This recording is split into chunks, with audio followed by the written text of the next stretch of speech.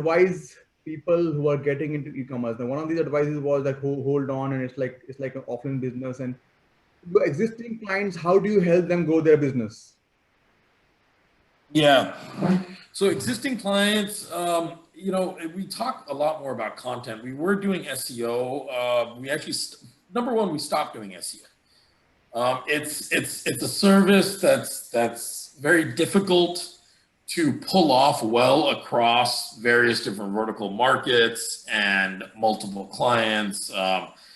And the second aspect of it is, I think that if the business owner runs a good business, creates good content, that will automatically happen. So the first thing we tell them is, look, everyone's focused on the number one ranking. That's the first question. How do I get ranked number one? So I'm like, look, let's get away from the whole number one ranking issue situation. Let's figure out who your target market is, what your persona is. So we help them kind of look at their past experience, build their online persona, figure out a content strategy, figure out who they're marketing to, whether a local business or they're a national business.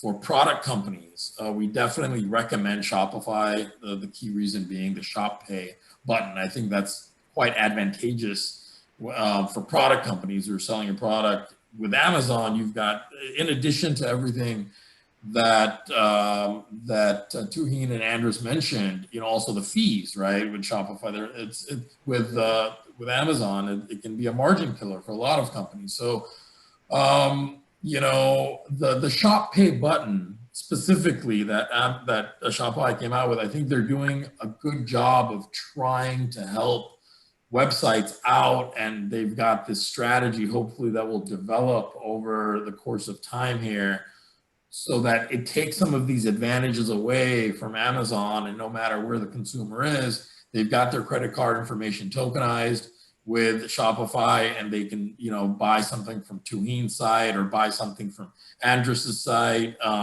without too much complications, which is one of the big advantages of Amazon, in addition to the reviews and this and that. But I think Shopify slowly is creating this strategy. So for product companies, we definitely recommend that they go with Shopify, because there's a couple of built-in advantages there.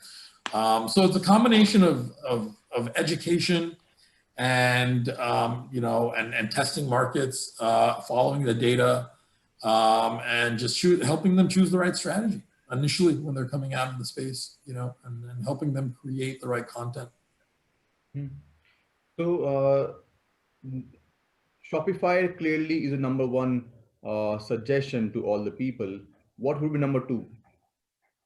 I would say WordPress. I love WordPress. I am a huge fan of open source. I'm a huge fan of being able to finagle WordPress to literally make, and the plugin ecosystem is enormous. It's deep.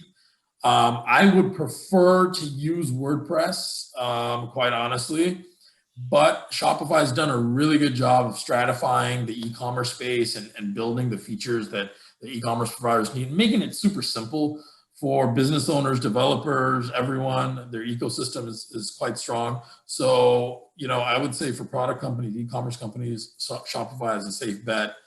For blogging, WordPress is amazing, super deep plugin system. You can find great, amazing developers. So I would say number two, WordPress, the ecosystem. Yeah. Excellent. Thank you so much for those tips.